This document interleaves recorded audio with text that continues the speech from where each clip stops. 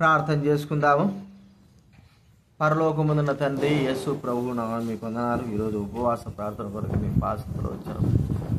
మత్తయి సువార్త 16వ అధ్యాయంలో రాయబడినట్టుగా ఎక్కడిద్దరు ముగ్గురు కూడినా ప్రార్థిస్తారు అక్కడ నేను ఉంటానని మీరు సెలవిచ్చిన మాటను బట్టి మీకు కృతజ్ఞతలు చెల్లిస్తాను. ఈరోజు ఉపవాస ప్రార్థన కొరకు మీ పాస్టర్లు ఉంటున్నా తండ్రి, నలుగుగా చేరి మిమ్మల్ని స్తుతించి కనబరిచి మా విన్నపములను తెలియజెప్పుకోవడానికి మీరు చూపిన కృపకిస్తున్నారు. ఇంకా రావాల్సిన తీసుకురండి, వారి హృదయాలు కూడా కార్యం జరిగించండి. ప్రార్థన ఉంది అని భయము భక్తి వారి జీవితాలు తెచ్చేయండి, సహాయించండి ప్రభా. మీరు కలగజేస్తే తప్ప మేమేమీ చేయలేము కాబట్టి వారిలో మీరు కార్యం జరిగించ స్మరణ చేస్తూ, వినగల చెవి, గ్రహించగల మనసు మాకు స్మరణ చేస్తూ కృతజ్ఞతలు వహిస్తూ యేసు నామమున ప్రార్థించి వేడుచున్నాము తండ్రి. దేవుని వాక్యంలో నుండి మనం కొన్ని మాటలు మనం చూసుకుందాం. రోమా రాసినటువంటి పత్రిక 8వ అధ్యాయము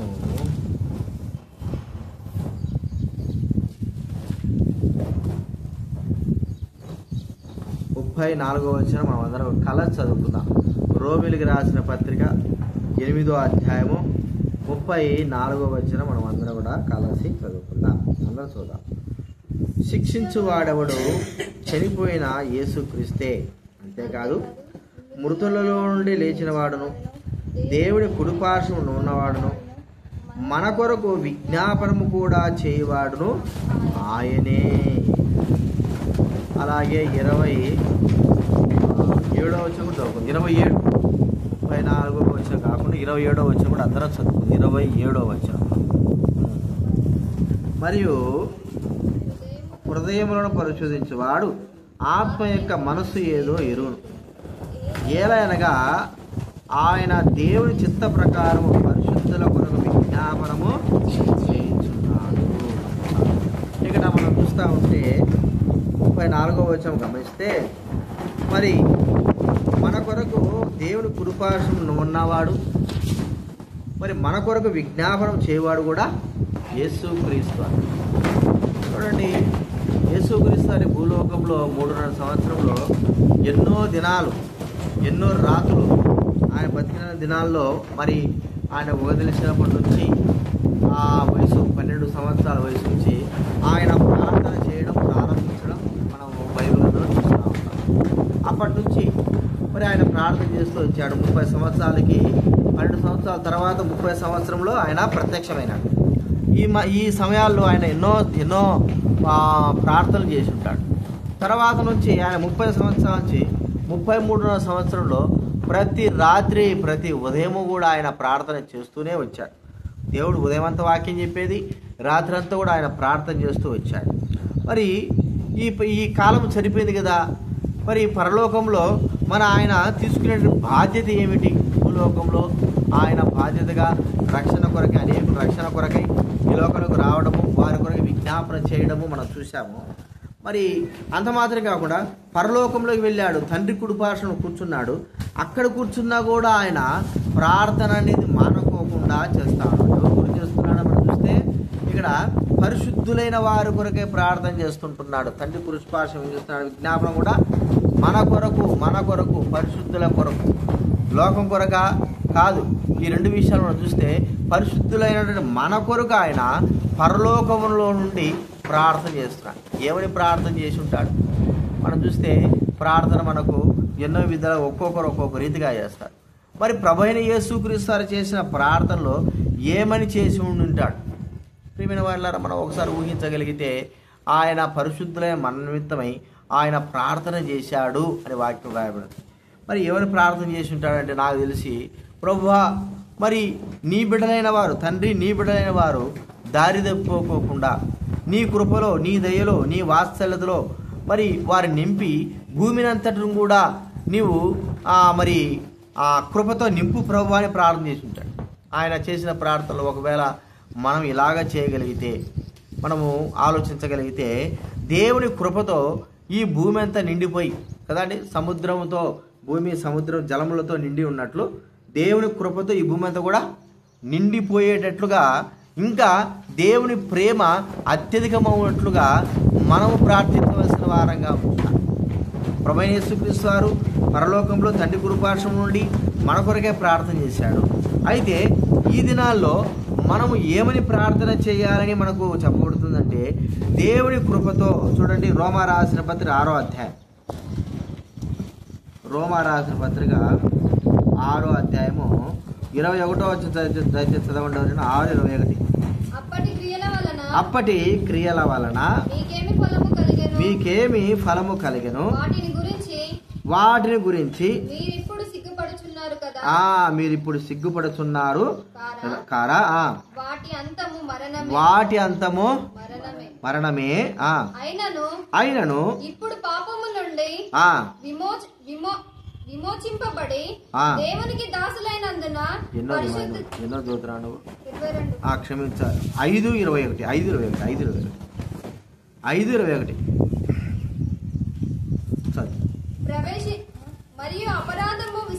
మరియు అపరాధము విస్తరించినట్లు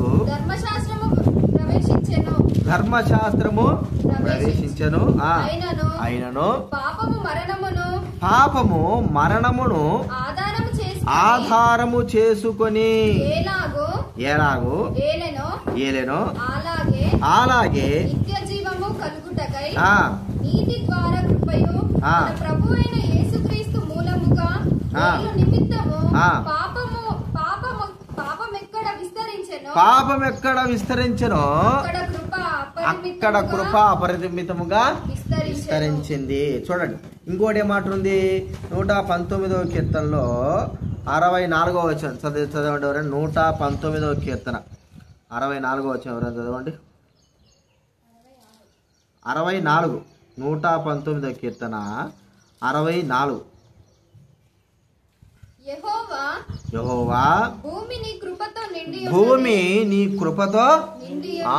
చాలు నీ భూమి నీ కృపతో నిండి ఉన్నది. మన ప్రార్థన కూడా ఇదే చేయాలి. ఈ దినాల్లో మరి అంత్య దినాల్లో దేవుని కృపను కోల్పోతే వందలు వేల మంది లక్షల మంది, అంత మాత్రమే కాకుండా ముఖ్యంగా అన్ని జనులైన వారు కాదు కానీ దైవబడిన వారే ఎంతో నష్టపరచబడతారు. ప్రియమైన వాళ్ళరా, దేవుని కృప ఉండబట్టే ఈ దినానికి కానీ దైవబడిన వారు సురక్షితంగా ఉన్నారు. దేవుని కృప అలాగ ఉంది కాబట్టి మరి దేవుని కృప విస్తరించాలని మనం ప్రార్థించవలసిన వారంగా ఉంటున్నాం. దేవుని కృప అత్యధికంగా ప్రబలాలని ప్రార్థించవలసిన వారంగా ఉంటున్నాం. ఆ కృప దైవబడిన వారికి అధికము కావాలి. కాబట్టి మనం గుర్తించుకోవాల్సింది, కృప ఎక్కువ మంది ద్వారా ప్రబలి. ఎక్కువ మంది. చూడండి, 2 కొరింథీ 4వ అధ్యాయం, 2 కొరింథీ 4వ అధ్యాయము 12వ వచనం చదవండి ఎవరైనా. 2వ కొరింథీ రాసిన పత్రిక 4వ అధ్యాయం 12వ వచనం. కావున మాలో మరణమును మగుచున్నవి కృప ఎక్కువ మంది ద్వారా ప్రబలి. చాలు, ఎక్కువ మంది ద్వారా. అంటే భూలోకంలో ఇప్పటి వరకు కూడా మరి దుర్మార్గత, పాపము, మోసము అత్యధికమైపోతుంది అంటే అర్థం ఏంటంటే అవి విస్తరిస్తున్న దానికి గల కారణం దేవుని కృప. ఒకవేళ దేవుని కృపే కానీ భూమిపైన లేకపోతే చేసిన పాపాలను బట్టి భూమికి శిక్ష విధించేవారు. ప్రియమైన వాళ్ళరా, దేవుని కృపను కోల్పోయినటువంటి దేశాలు ఉన్నాయి. దేవుని కృపను కోల్పోయినటువంటి మానవులు ఉన్నారు. దేవుని కృపను కోల్పోయినటువంటి మనుషులు ఉన్నారు. అయితే ఈ దినాల్లో మనం ప్రార్థించవలసింది ఏంటంటే, ప్రభువా నీ కృపను ప్రజలకు దూరం చేయొద్దు, దైవబడిన వారికి దూరం చేయొద్దు. నీ కృప భూమితో నింపేసే ప్రభువా. ఒకవేళ నీ కృపే లేకపోతే ఈ దినానికి, ఈ క్షణానికి ఎవరు కూడా నిలిచి ఉండలేరు నీ ఉగ్రతకు.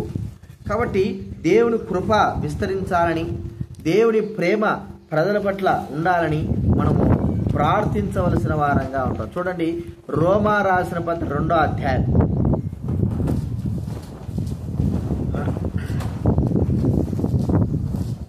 2వ అధ్యాయము 4వ వచనం దయచేసి చదవండి ఎవరైనా. లేదా దేవుని అనుగ్రహము మారు మనస్సు పొందుటకు నిన్ను ప్రేరేపించుతున్నది ఎరుగక సహనమును దీర్ఘశాంతమును తృణీకరించదవా. చూడండి, సహనమును దీర్ఘశాంతిని ఏం చేస్తారంట? తృణీకరిస్తున్నారు. కాబట్టి దేవుని యొక్క కృప ప్రబలాలి. ఇలాగ తృణీకరించేవారు దైవడైన వారు చాలామంది ఉన్నారు. ఇలాగ తృణీకరించేవారు లోకస్తులైన వారు చాలామంది ఉన్నారు. ఇలాగా దేవుని కృపకు పాత్రులు కాని వారు చాలామంది ఉన్నారు. అందులో మనం ఉంటున్నామేమో ఒకసారి మనం గుర్తించుకోవాలి. దేవా, నీ కృపను ఈ భూమిపై నుంచి తొలగించొద్దు. నీ కృపను విస్తరింపజేయి. భూమిపైన అత్యధికంగా పాపం ప్రబలుతూ ఉంది. ఈ పాపం బట్టి ప్రజలైన వారికి అందరూ కూడా మరణము. ఒకవేళ దైవుడైన మేము కూడా అనేకమైన సార్లు దారి తప్పిపోతుంటున్నాము.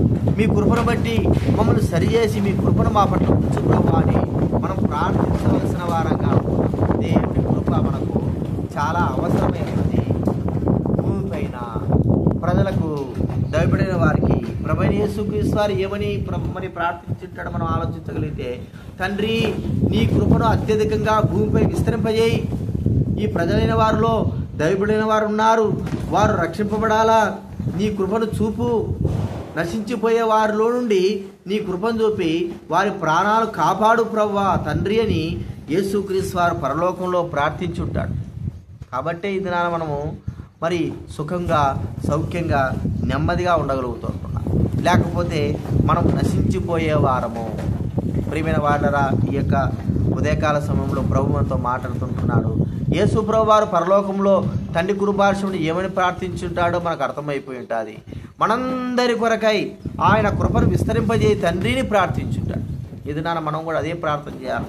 మరి భూమిపైన ఆయన కృప బహు విరివిగా ప్రబలైనట్లు, మరి ఆ కృప విస్తరించినట్లు కూడా మనం ప్రార్థన చేయాలి. దేవుని కృప, దేవుని దయ, దేవుని ప్రేమ అన్నీ కూడా బహు విరివిగా అంతా కూడా మరి విస్తరించినట్లుగా ప్రార్థన మనము చేయవలసిన వారంగా ఉంటున్నాం. అంత మాత్రమే కాదు, యేసుక్రీస్తు వారు పరలోకంలో తండ్రి కృపార్షుని ఏమని ప్రార్థించుంటాడని మనం ఆలోచించగలిగితే, దేవుని సువార్త మరి లోకమంతటా కూడా ప్రబలం చేయాలి. బైబిల్ గ్రంథంలో ఉంది, యేసుక్రీస్తు వారు అన్నాడు, అక్కడ పోయి నేను సువార్త ప్రకటిస్తామండి, అందుకొరకేగా నేను వచ్చానంటాడు. చూడండి, మార్కు సువార్త 6వ అధ్యాయం. మార్కు సువార్త 6వ అధ్యాయము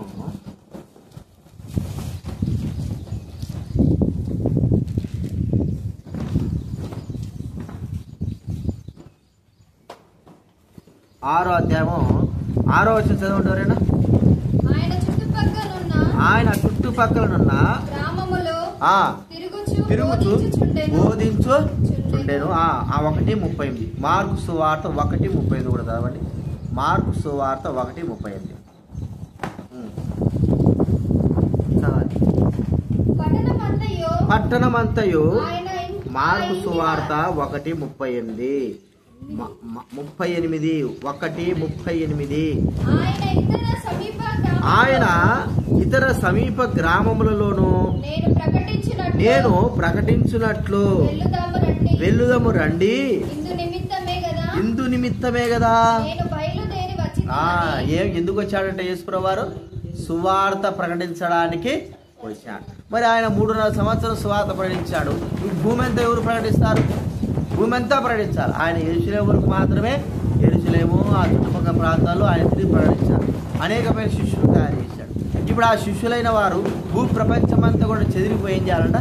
భూ ప్రపంచం నలుమూలల ఏ మానవుడు కూడా నాకు సువార్త తెలియదు అని చెప్పడానికి వీల్లేదు. అలాగా దేవుడి సువార్త. ఒకసారి మేము వరిసాగు పోతే ఒక వృద్ధుడైన వాడిని మరి అక్కడ చాలా తక్కువ సువార్త కానీ దేవుడి మాటలు కానీ బాగా భయంకరమైన విగ్రహారాధన. మేము సువార్త ప్రకటించిన సమయాల్లో ఆ వృద్ధుడైన అడిగినాం, యేసయ్య తెలుసా అంటే, కోని యేసయ్య అంటున్నాడు. ఎవరు యేసయ్య అంటున్నాడు. కొన్ని ముసలాడు యేసయ్య ఎవరు అంటే తెలియని వాళ్ళు చాలామంది ఉన్నారు. ఒకరిద్దరు కాదు, వేల మందిలో ఉన్నారు. ఒకరిద్దరు కాదు, వేలల్లో ఉన్నారు. కొండల్లో ఉన్నారు, కొండ లోపల ఉంటారు, అడవుల్లో ఉంటారు, అమెజాన్ అడవుల్లో ఆ ప్రాంతాలు ఇక్కడెక్కడ ప్రకటించేవారు. చాలా దేవుని సువార్త తెలియని వారు ఎంతో మంది ఉన్నారు. అయితే సువార్త ప్రకటింపబడాలా? దేవుని రాకడ మునుపు, యేసుక్రీస్తు రాకడ మునుపు ప్రపంచమంతటా సువార్త వారికి వెలుగు, ప్రజలైన వారికి వెలుగు. ఆ సువార్త లేకపోతే ప్రియమైన వారులరా, మానవుడు దేవుని తెలుసుకోలేడు, దేవుని దగ్గర రాలేడు. కాబట్టి యేసుక్రీస్తు వారు రాకడకు మునుపు ఏం జరగాలన్నాడు ప్రభు అయిన యేసుక్రీస్తు వారు? చూడండి, మత్తయి సువార్త 24వ అధ్యాయం 14 వచ్చి చదవండి ఎవరైనా. మత్తయి సువార్త 24:14 ఎవరైనా చదవండి. 24వ అధ్యాయం 14 వచ్చిన. మరియు ఈ రాజ్య సువార్త సకల జనులకు సాక్షాత్తమై లోకమందంతటను ప్రకటింపబడును. అటు తరువాత ఎప్పుడు వస్తుందంట అండి? లోకమంతా ప్రకటింపబడాల. అటు తర్వాతనంతా వస్తుంది. అంటే లోకమంతా ప్రకటింపబడాలి. ఎన్ని దినాలు? ఓ నాయన 2000 సంవత్సరాల నుంచి ప్రకటింపబడతానే ఉంది. ఇంకా దేవుని ఎరుగని స్థలాలు చాలా ఉన్నాయని మనకు అర్థమైపోయింది. ఇంకా దేవుని ఎరుగని స్థలాలు ఉన్నాయి.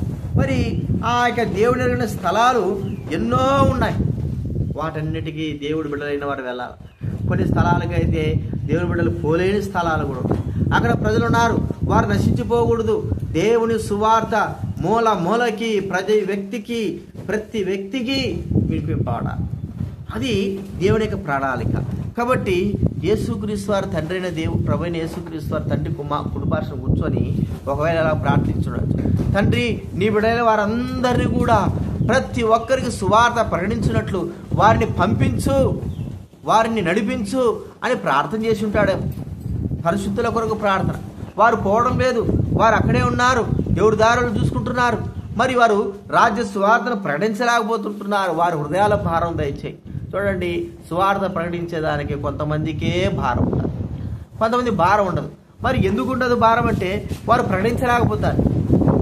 మరి కొంతమంది సువార్త ప్రతిరోజు సికింద్రాబాద్ స్టేషన్లో ప్రతిరోజు సువార్త ఒక గంట సేపు సువార్త ప్రకటింపబడదు. ఒక వ్యక్తి ప్రతిరోజు సువార్త చేస్తూనే ఉన్నాడు. ఒక ఆయన మరి రోజు సువార్త ప్రతి ఒక్కరికి కొత్త వాళ్ళు వస్తున్నారు, పాత వాళ్ళు ఎవరు కూడా యేసు ప్రభు తెలియదు మాకు అని చెప్పకూడదు ఎవరు కూడా. అది ఆ భారమైనటువంటి విధానంలో మనము ప్రార్థించాలి. దానికి కారణం ఏంటంటే ప్రార్థన. ప్రియమైన వాళ్ళ ఈ ప్రార్థన మనం గుర్తించుకోవాల్సింది ఏంటంటే ప్రతి నలుమూలల దేవుని రాజ్య సువార్త ప్రకటింపబడాలి. అపోస్తలుడైన పౌలు సాధ్యమైనంత వరకు ఆసియా దేశం అంతటా నలుమూలల ఆయన ప్రార్థన చేస్తూ వచ్చాడు. ప్రార్థన మరి ఎందుకు సువార్త ప్రకటిస్తూ వచ్చాడు? మరి బాప్తిసం ఇవ్వడానికి కదా ఆయన పిలిచింది. సువార్తను వ్యర్థం కాకుండా ఉండడానికి కొరకై ప్రతి వ్యక్తికి ఆయన సువార్త. చూడండి, ఒక మాట ఉంది, 2 కొరింథీ అనుకుంటా,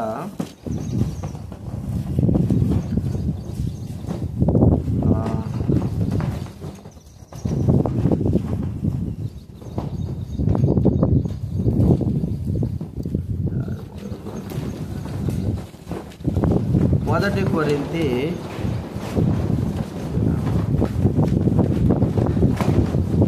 1 ప్రతి వ్యక్తికి సువార్త ప్రకటింపబడుతుంది అన్నమాట.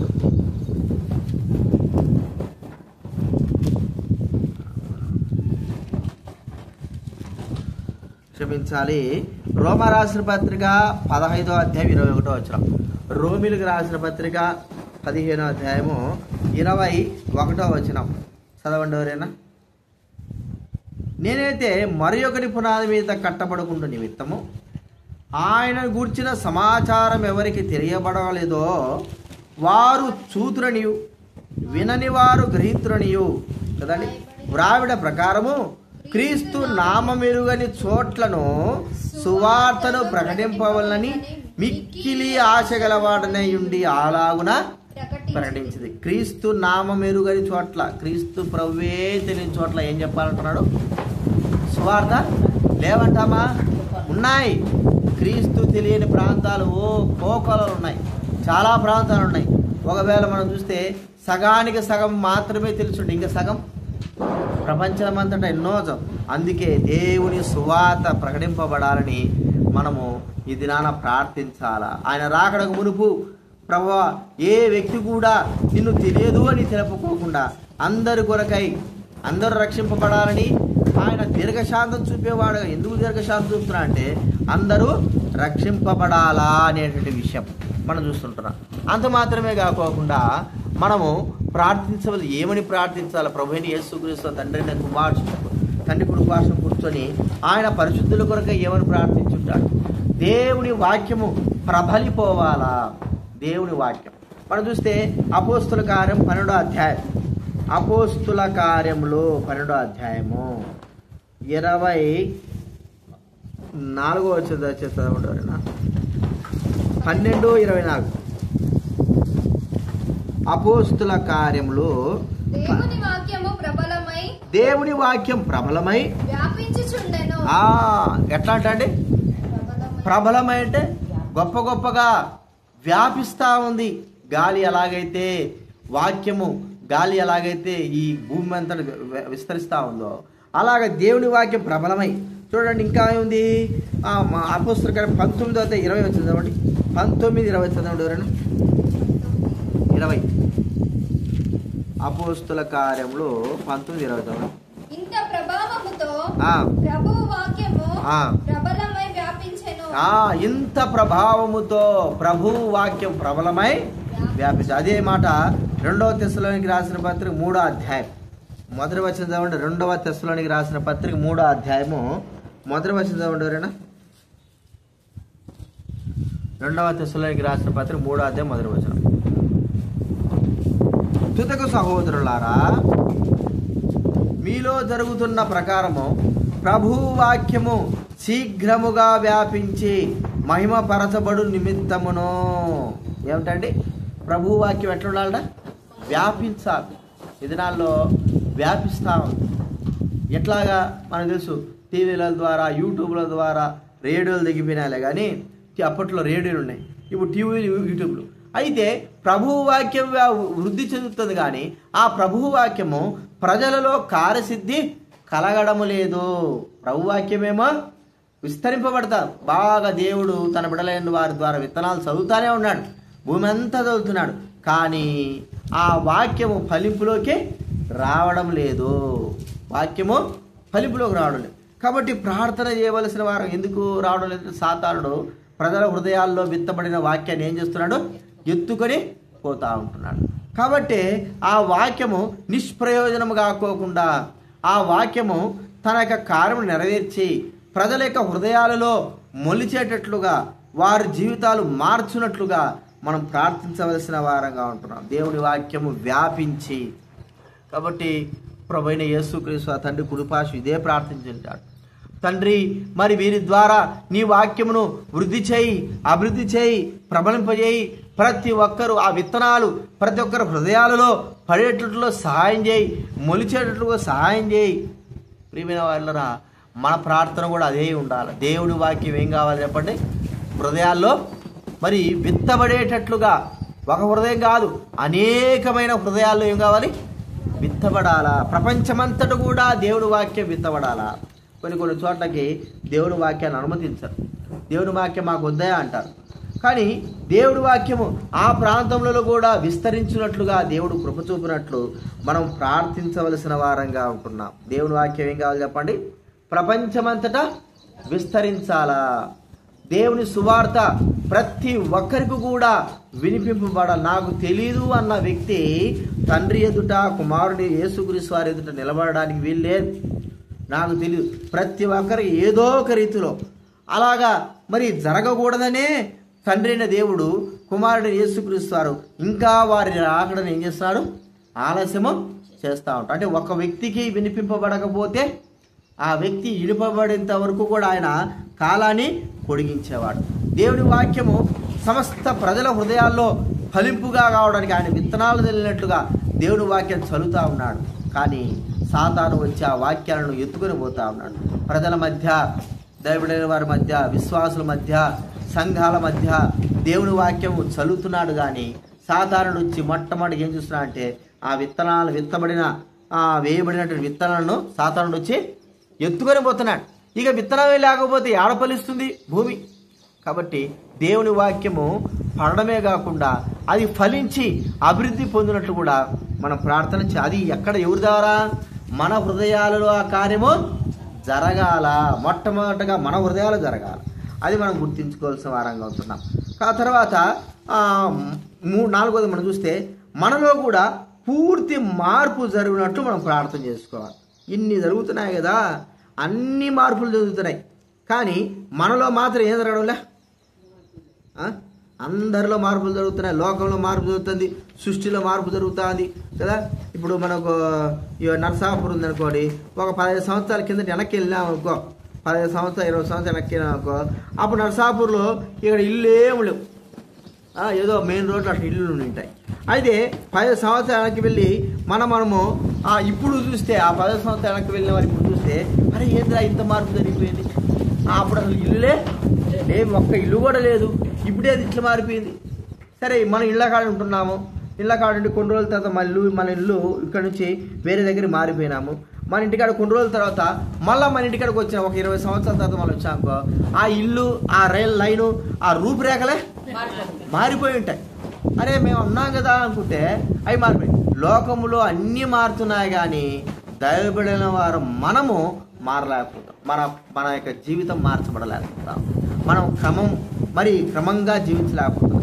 మనలో ఆత్మ సంబంధమైన కార్యాల మనలో మార్పు రాలేకపోతా ఉంది, దైవికంగా మార్పు రాలేకపోతా ఉంది. మనలో మార్చుకోవలసినవి చూడండి. ఒక మాట చూస్తే హగ్గై రాసిన గ్రంథం 1వ అధ్యాయం 6వ వచనం, హగ్గై రాసిన గ్రంథం 1వ అధ్యాయం 6వ వచనం చదవండి ఎవరైనా. బైబిల్ మధ్యలో నుంచి 775 1వ అధ్యాయం 6వ వచనం.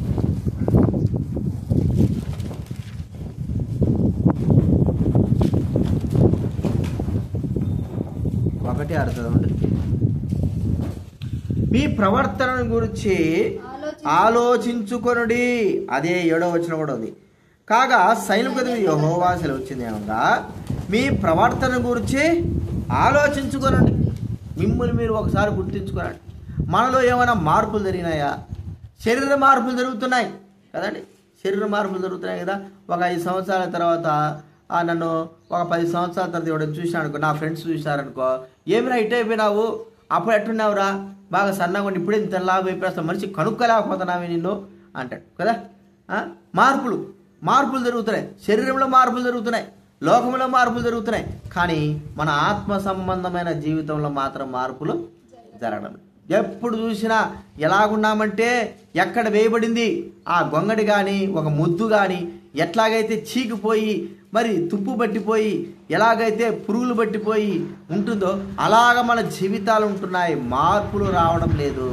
ప్రియమైన వాళ్ళని ఒకసారి మనం గుర్తించుకుందాం, మనం ప్రార్థన చేసుకుందాం. ప్రభు అంటున్నాడు, తండ్రి కృపాసనం యేసుక్రీస్తు కూర్చొని, తండ్రి వీరు ఎన్నిసార్లు చెప్పినా మార్చబడడం లేదు, వీరికి ఎన్నో మార్లు మీరు అవకాశం ఇచ్చినప్పటికీ మార్చబడడం లేదు. వీరు లోకం మారుతూ ఉంది, వారి యొక్క ఆ గృహాలు మారుతున్నాయి, మందిరాలు మారుతున్నాయి, కానీ వారి ఆత్మ సంబంధ జీవితంలో మార్పు రావడం లేదు. ప్రభువా తండ్రి వారు ఒకసారి మార్చు. ప్రియమైన వాళ్ళరా, సిగ్గు అవమానం మనకేమిటంటే అన్నిటిలో మార్పు ఉంది, కానీ మన శరీరం యొక్క అవయవాల్లో మార్పు ఉంది, కానీ మన ఎదుగుదలలో మార్పు ఉంది, కానీ మన జీవితంలో కూడా మార్పు అసలు రావడమే లేదు. ఆత్మ సంబంధమైన జీవితంలో మార్పులు రావాలి. దీని కొరకే మనం ప్రార్థించాలా. మార్పు రాకపోతే ఏం ఫలితం చెప్పండి. అన్నిటిలో మార్పు వస్తే అరే కొత్తగా అయింది, బాగుంది, మంచిగా ఉంది, అప్పటికల్లా మారినావులే, బాగుండాది, ఈ గ్రామాలు కూడా మారినాయి, మంచిగా అభివృద్ధి అవుతుంటున్నాయి అని మనం సంతోషిస్తాం. కానీ దేవుడు మన ఆత్మ సంబంధ విషయంలో సంతోషించాలి కదా, మనలో ఒక మార్పు రావాలి కదా. ఎన్ని దినాలు ఇలాగే జీవితం ఇలాగే గడుపుతూ ఉంటాం. మందిరాలు కొత్తగా కనబడుతున్నాయి కదా, కానీ మనలో ఎంత మాత్రం మార్పులు రావడం లేదు. కొత్తగా కట్టుకుంటున్నాం, స్థలాలు తీసుకుంటున్నాం, మీటింగ్లు పెట్టుకుంటున్నాం, కానీ మార్పులు చెందలేకపోతా ఉంటున్నాం. ఆత్మీయంగా దేవుడు ఆశించిన రీతిలో మనలో ఆత్మ సంబంధమైన మార్పులు కలగలేకపోవడం సిగ్గు, అవమానం. ఎన్ని దినాలు ఇలాగా, ఎన్ని రోజులు ఇలాగా మన ఇష్టాన్ని నెరవేర్చుకుంటున్నాం, మన చిత్తాన్ని నెరవేర్చుకుంటున్నాం, మన ఇచ్చలు నెరవేర్చుకుంటున్నాం, మనకు కావలసిన విధంగా జీవిస్తున్నామే, కానీ దేవుడు కావలసిన విధంగా మార్పు చెందాలనేను అనేటువంటి తలంపు మనలో రావడం. ఏమైనా వాటిలో ఒకసారి గుర్తించుకోవు, నీలో ఈ లోక సంబంధమైన మార్పుల ద్వారా ఏ ప్రయోజనం లేదు, మరి నీ శరీర సంబంధమైన మార్పు ద్వారా ఏ ప్రయోజనం లేదు, ఆత్మ సంబంధమైన మార్పు ద్వారానే ప్రయోజనము. అదే ప్రాముఖ్యమైనది, అదే దేవుని దగ్గర నిలబెట్టగలిగేది. మనలో మార్పు అందుకే అన్నాడు యేసుప్రభువు అన్నాడు చూడండి, మత్తయి సువార్త 3వ అధ్యాయం. మత్తయి సువార్త 3వ అధ్యాయము 7వ వచనం చదవండి. 7, 8 చదవండి. ఎవరైనా 7వ వచనం చదవండి. మత్తయి సువార్త 3వ అధ్యాయం 7వ వచనం.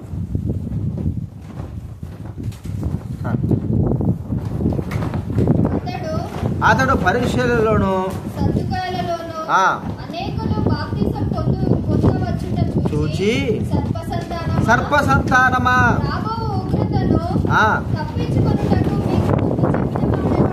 ఎవడు ఇది కొంతమంది పరిశీలన శాస్త్రం వస్తున్నారు కానీ తమ పాపాలు ఒప్పుకోకుండా అందరిలాగా మేము బాప్తీసం తీసుకోవాలనుకుంటున్నా. అయితే ప్రభు అంటున్నాడు బాప్తీసం ముందు కాదురా, ముందు తీసుకోవాల్సింది మీ మారు మనసుకు తగిన ఫలము ఫలించండి. ప్రియమైన వాళ్ళరా, మనం గుర్తించుకుందాం, మనలో ఆత్మ సంబంధంగా మార్పు రాకపోతే భౌతిక సంబంధంగా మనం ఏమి చేసినా కూడా వ్యర్థమే. ఇన్ని దినాలు రక్షింపబడ్డ, ఇన్ని దినాలు మదిలాగా వస్తున్నాం, మనలో మార్పు వస్తుందా? ఒక దాంట్లో కాకపోతే మరో దాంట్లో దేవుని క్రియలలో మార్పును తెచ్చుకుంటున్నామా? మనం ఎంతగా మెత్తగా ఉన్నా, లేకపోతే ఎంతగా విధేయత చూపించినా, ఎంతగా మరి ఓర్పు కలిగి ఉన్నామని అనుకున్నా అంత వ్యర్థమే. ప్రియమైన వాళ్ళరా, మార్పు, మనలో మార్పు ఖచ్చితంగా అవసరం. ఒక వ్యక్తి అప్పుడు కంటే ఇప్పుడు మారిపోయినాడు అనే సాక్ష్యంలో కలిగి ఉండాలి. చూడండి, ఫిలోమోను రాసిన పత్రిక హెబ్రీకి ముందు ఉంటుంది, హెబ్రీలకు ముందు ఉంటుంది, 1వ అధ్యాయం 11వ వచనం చదవండి. ఎవరైనా ఫిలోమోను రాసిన పత్రిక 1వ అధ్యాయం 11వ వచనం. హెబ్రీకి ముందు ఉంటుంది, 199వ పేజీ. నేను చదువుతా వినండి. అతడు మునుపు నీకు నిష్ప్రయోజనమైన వాడే గాని ఇప్పుడు నీకును నాకును ప్రయోజనకరమైన వాడేను. ఎట్టున్నాడు అంటే మునుపు ప్రయోజనము లేనివాడు, ఇప్పుడు ప్రయోజనకరుడు. అంటే మార్పు జరిగిందా లేదా? జరిగింది. మరి ఆ మార్పు ఎలాగుంది? ఆత్మ సంబంధమైన మార్పు. కొన్నిసార్లు అంటాం, ఎన్నిసార్లు చెప్పినప్పుడు మారరా, వీని జీవితాన్ని మార్చుకోడు, వీని ప్రవర్తన మార్చుకోడు, వీడింతే అంటూ ఉంటాం. మరి మనలో ఈ మార్పును కోరుకుంటున్నా, మరి దైవికంగా మనలో ఆ మార్పులు ఉన్నాయా? ప్రియమైన వాళ్ళరా, దేవుని సంబంధించిన వాటిపై నీ మార్పులు లేకపోతే నువ్వు ఎంత చేసినా ప్రార్థన వ్యర్థమే, ఏం చేసినా వ్యర్థమే.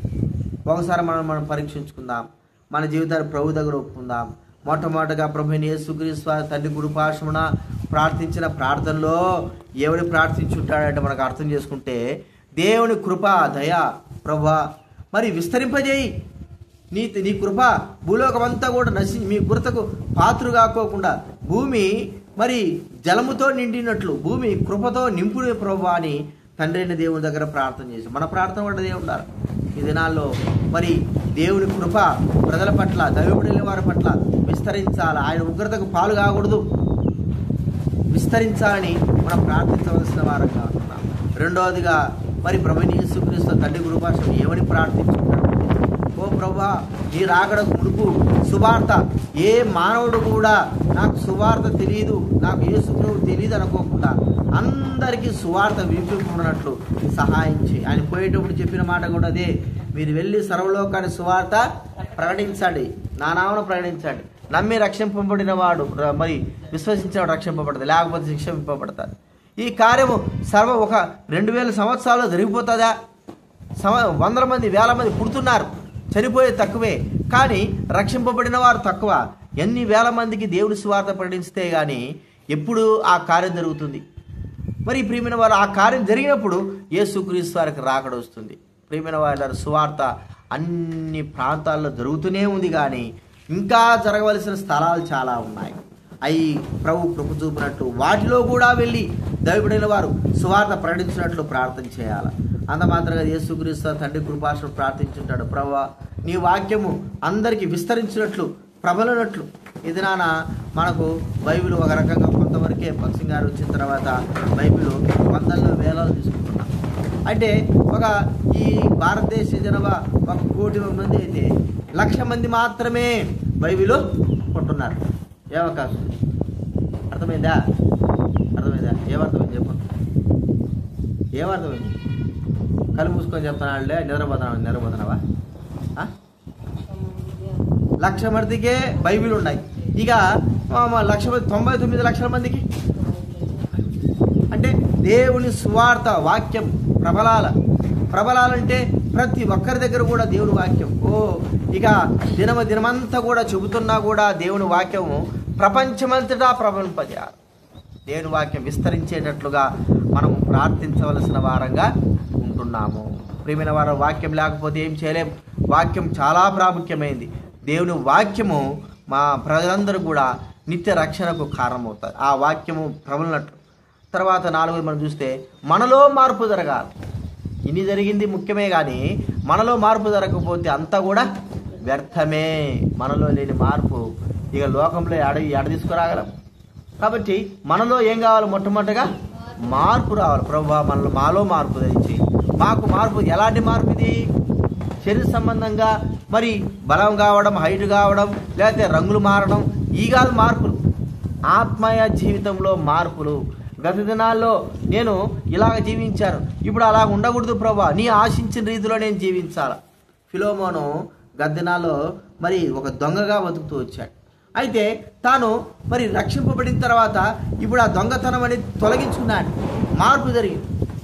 ఇక ఆ మార్పు ఎలాంటిదంటే గొప్పగా అపోస్తలుడైన పౌలు దగ్గర ఆ మార్పును చూడగలుగుతూ వచ్చారు.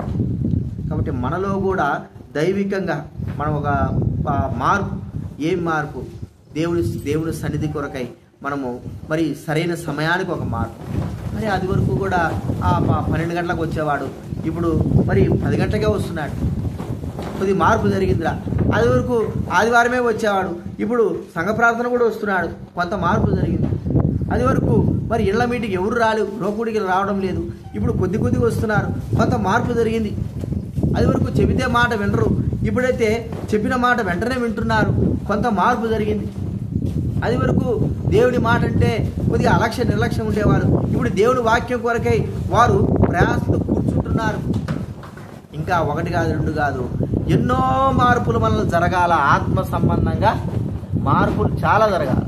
మరి లోక సంబంధమైన మార్పుల కంటే ఆత్మ సంబంధమైన మార్పు చాలా ప్రాముఖ్యమైనది. దాని కొరకై మనం ప్రార్థన చేయవలసిన వారంగా ఉంటున్నాం. కాబట్టి ఈ 400 విషయాలు మనం గుర్తించుకొని ప్రార్థనలో మనం గడుపుదాం, ప్రార్థన చేసుకుందాం.